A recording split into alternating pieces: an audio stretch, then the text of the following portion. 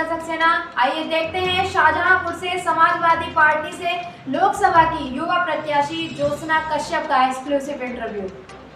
इस समय शाहजहांपुर लोकसभा की समाजवादी पार्टी की प्रत्याशी ज्योत्सना कश्यप मेरे साथ में हैं। आइए देखते हैं कि यहाँ लगातार ये कई दिनों से जनसंपर्क में भी हैं, यहाँ की समस्याओं को भी देख रही हैं। तो कुछ बात करते हैं और जानते हैं कि किस प्रकार से यहाँ के लोगों से रूबरू हुई, क्या समस्याएं देखी। ज्योत्सना जी, आपका हार्दिक स्वागत है। Thank you. नमस्कार आप सभी लोगों को। पहले तो मैंने रोड शो किया तो मैंने बहुत से लोगों का जन समर्थन देखा, उनका जनसंपर्क देखा और उनका प्यार देखा, स्नेह देखा कि वो भी एक युवा नेता को सपोर्ट करना चाहते हैं और उनके प्रति उनकी भी कुछ आशाएं हैं। क्योंकि जैसे समाज में आप देखते हैं कि नेता जो रहे हैं, चलते आ रहे हैं, वो एक रिजिड हो गए हैं कि ठीक है जनता ने वोट दे दिया, उसके बाद सब वैसे ही वापस से सही हो जाता है। पर अब वो चाहते हैं कि युवा नेता उनकी बात रखे, उनके बारे में सोचे, उनके बारे में समझे और उनका विकास करे।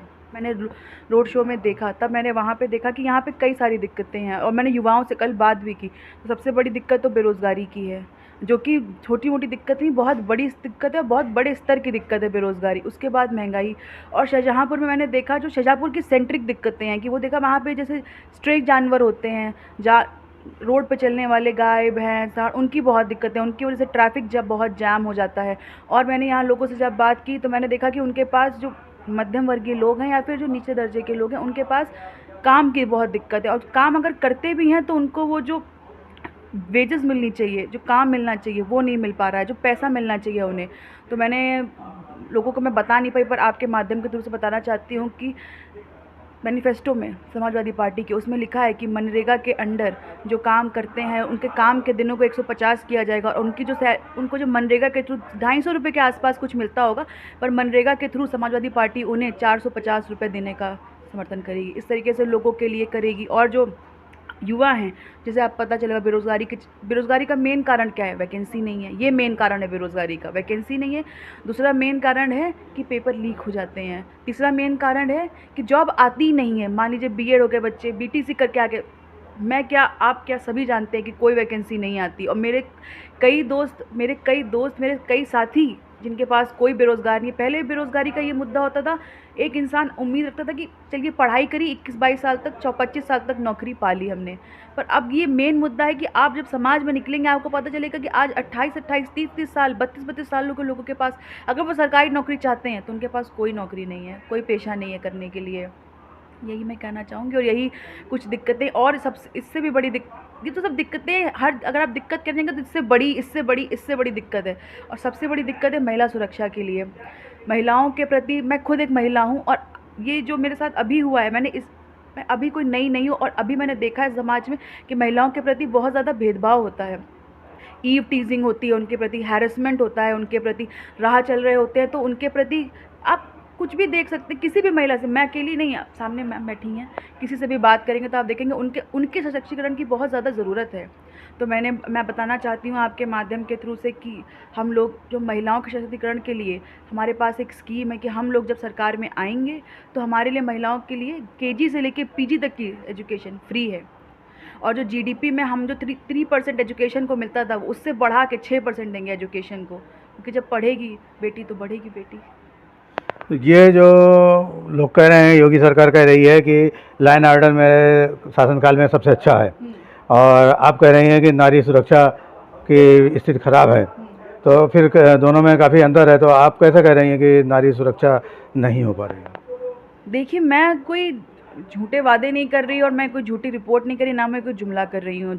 मैं रिपोर्ट्स पे बात कर रही हूँ और मैं आपसे अगर अगली बार मिलूंगी तो मैं प्रिंट आउट पे दिखाऊंगी आपको कि मैंने एनसीआरबी की रिपोर्ट चेक की कि 2022 की रिपोर्ट कहती है कि 4% महिलाओं के प्रति क्राइम बढ़ा है। और ये मैं नहीं कह रही हूँ, ये तो रिपोर्ट कह रही है कि एनसीआरबी की रिपोर्ट कहती है। अगर वो जो भी कह रहे होंगे हो सकता है उनके लिए सही हो, पर अगर आप उससे लोकल उसमें देखेंगे, आप ग्राउंड रिपोर्ट उसकी देखेंगे, तो अगर वो सही है तो फिर 4% बढ़ कैसे गया। और उत्तर प्रदेश में तो सबसे ज़्यादा है ये सब हैरेसमेंट, क्राइम और जो बाकी सारी चीज़ें जो महिलाओं से संबंधित स्पेशल क्राइम्स होते हैं वो सबसे बढ़े ही हैं, कम नहीं हुए हैं। और आप जब देखेंगे उसको तो उत्तर प्रदेश तो उसमें नंबर 1, नंबर 2, नंबर 3 ऐसे ही नंबरों पे है। ज्योत्सना जी, भारतीय जनता पार्टी ये कह रही है कि हमने गांव-गांव में बहुत ही निम्न वर्ग तक को राशन उपलब्ध कराया है और लोग उससे अपना जीविकोपार्जन कर रहे हैं, पेट चला रहे हैं। उनके सामने जो भुखमरी की समस्या थी वो समाप्त हुई है और इस बात को एक बहुत उच्च स्तर तक या काफ़ी मतलब प्रचारित करके इसका लाभ लिया जा रहा है कि मतलब भारतीय जनता पार्टी ने राशन आम लोगों को दिया है और ये वास्तविकता भी है कि राशन दिया जा रहा है। आपका इसमें क्या कहना है? आप इससे कहाँ तक सहमत हैं?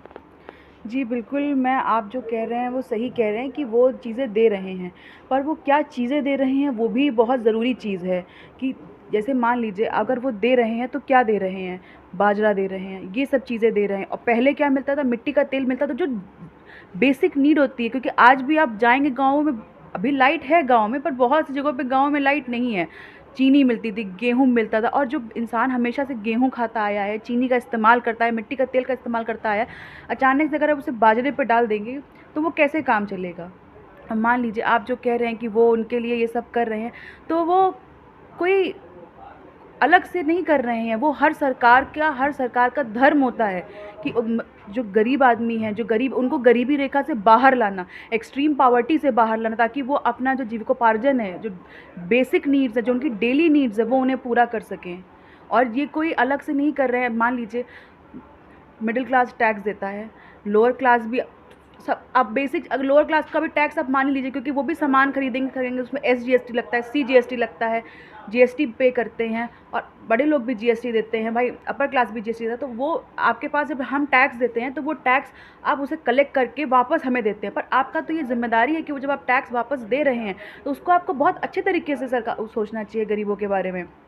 क्योंकि हम बड़े शहरों में रह के देखते हैं कि सब अच्छा ही अच्छा है, पर जब हम गांव में जाते हैं, जब हम बहुत बीहड़ इलाकों में जाते हैं, तब हमें पता चलता है कि हमारी स्थिति कितनी ख़राब है। मान लीजिए उत्तर प्रदेश के बहुत बीहड़ इलाकों में या बिहार के बहुत बीहड़ इलाकों में, क्योंकि भाजपा तो सेंट्रल गवर्नमेंट है, झारखंड के बीहड़ इलाकों में वहाँ लाइट नहीं है, वहाँ पानी नहीं है, वहाँ सैनिटेशन की कोई व्यवस्था नहीं है। तो जब आप इतना टैक्स हमें लेते हैं तो आपको उसके थ्रू भी हमें टैक्स रिपे करना चाहिए इन सब चीज़ों को देके। बताइए, प्रधानमंत्री नरेंद्र मोदी ने कई बार अपने भाषण में कहा है कि जब विपक्षी जहाँ सरकारें हैं विपक्षी पार्टियों की, और उन्होंने जनहित में कोई कार्य किया, तो जैसे मान लीजिए केजरीवाल जी ने काफ़ी कुछ वहाँ पे फ्री दिया तो उसको कहा रेवड़ी बांट रहे हैं। और ये अब आपका इस राशन के विषय में क्या कहना है? देखिए, मुझे ऐसा लगता है कि रेवड़ी बांटना अपने आप में एक गलत शब्द है, वो सरकार का काम है। अगर मोदी जी ऐसा कहते हैं कि कोई रेवड़ी बांट रहा है, तो मुझे लगता है कि ये अपने आप में ही बहुत गलत सेंटेंस है। अगर केजरीवाल जी दिल्ली में ये सब दे रहे हैं तो वो अपनी जेब से वो भी नहीं दे रहे हैं। कोई सरकार, कोई भी सरकार हो, अपनी जेब से कुछ भी किसी को नहीं देती। वो देती है जो उसके पास टैक्सेस आते हैं, जो उसके पास चीज़ें आती, और वो उनका करने का, उनको ये राइट दिया है हमने, और उनसे ये राइट मांगा भी है हमने कि वो हमारे लिए करें। अगर मान लीजिए वो हमें बिजली फ्री दे रहे हैं, पानी फ्री दे रहे हैं, मान लीजिए हमें शिक्षा मुफ्त दे रहे हैं, तो वो हमारे बारे में तो सोच के हमें मुफ्त दे रहे हैं, हम हमारे ही उत्थान के लिए दे रहे हैं। और मुझे लगता है उन्हें रेवड़ी बांटने से ज़्यादा उन्हें ये कहना चाहिए कि हम भी ये करेंगे, तो मुझे लगता है ज़्यादा हमारा विकास होगा। सिर्फ बात का बतंगड़ बनाने से बात का कोई वो नहीं निकलता है, जवाब नहीं निकलता है। वो भी ऐसी ही रेवड़ी बांट दे पूरे देश में, शिक्षा के नाम पे, बिजली के नाम पे, पानी के नाम पे, उनके जहाँ उन्हीं की सरकार है वो वहाँ बांट दें। मतलब कितना उत्साहित हैं, आपको क्या लग रहा है?